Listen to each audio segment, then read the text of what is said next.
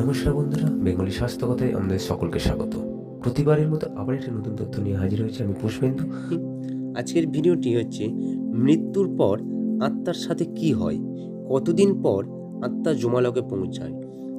এই তথ্যটি গরুর পুরাণ থেকে নেওয়া।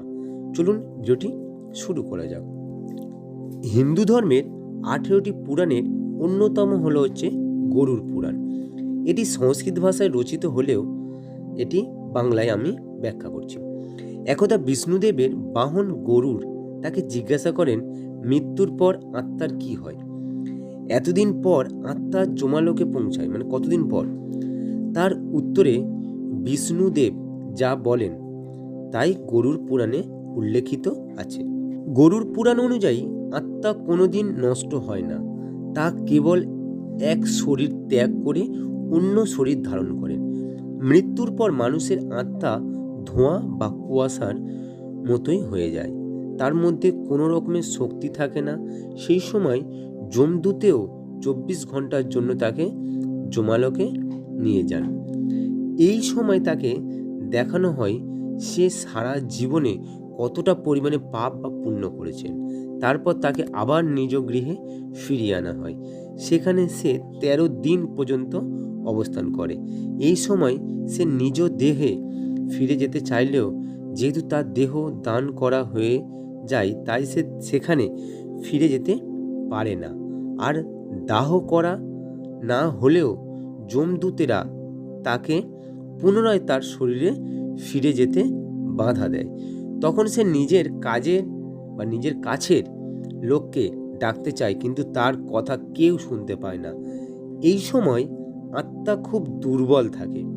এই 13 দিনে তাকে যে পিণ্ড দান করা হয় তা থেকে সে শক্তি অর্জন করে। গরুর পুরাণ অনুযায়ী 10 দিনে তাকে যে পিণ্ড দেওয়া হয় তাতে মৃত আত্মার বিভিন্ন অঙ্গ নির্মিত হয়।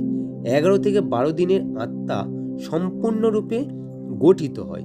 তারপর 13 দিনে সে পিণ্ড প্রদান করা হয়। তার ফলে যে যমলোক যাত্রা করতে পারে, যমলোকে যেতে তার 1 বৎসর সময় লাগে। এই দীর্ঘ পথ পায়ে হেঁটে পার করতে হয়। এই পথ অতিক্রম করবার জন্য যে শক্তির প্রয়োজন তাই সেই ওই পিণ্ড থেকে পায়। কিন্তু যে ব্যক্তির পিণ্ড প্রদান করা হয় না তাকে যমরা টেনে ছিঁড়ে জমালকে নিয়ে যায়। এই তেহরির দিন যদি 13 জন ব্রাহ্মণকে ভোজন করানো হয় তাহলে প্রেতাত্মা জমালকে যাওয়ার পথ সুগম হয়। এই 13 দিনের পর জমালকে ফিরে যাওয়ার পথে আত্মাকে প্রথমে বৈতরণী নদী পার করতে হয়। এই নদী পার হতে সময় লাগে 47 দিন। আর এই নদী 100 যোজক পর্যন্ত বিস্তৃত এবং যমলোক থেকে 86,000 যোজক দূরে অবস্থিত। এই নদীর জলে নানা রকমের ভয়ঙ্কর জীব জন্তু থাকে এবং এটি রক্ত ও পুঁজে পূর্ণ থাকে। কোন দশায় যে সমস্ত মানুষেরা পাপ করেছে, মৃত্যুর পর বৈতরণী নদী পেরোতে তাদের অনেক কষ্ট করতে হয়। পাপীদের দেখে এই নদীর জল টকবক করে ফুটতে শুরু করে, ফলে তাদের খুব কষ্ট করে এই নদী পার করতে হয়। অন্যদিকে যে ব্যক্তি জীবনে পুণ্য পেয়েছে বা পুণ্য করেছে, অনেক দান ধ্যান করেছেন, এই নদী পার করতে কোনো কষ্ট করতে হয় না।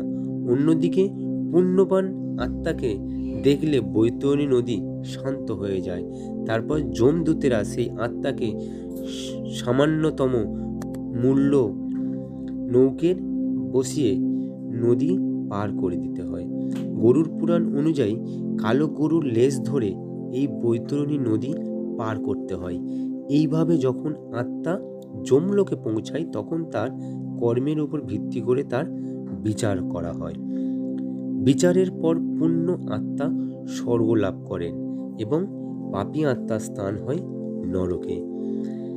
এই ছিল হচ্ছে গরুর পুরাণ অনুযায়ী তথ্য। যদি ভিডিওটি ভালো লাগে অবশ্যই আমার এই ভিডিওটি সমস্ত সনাতনীদের কাছে শেয়ার করবেন, লাইক করবেন এবং কমেন্ট করে অবশ্যই জানাবেন কেমন হয়েছে।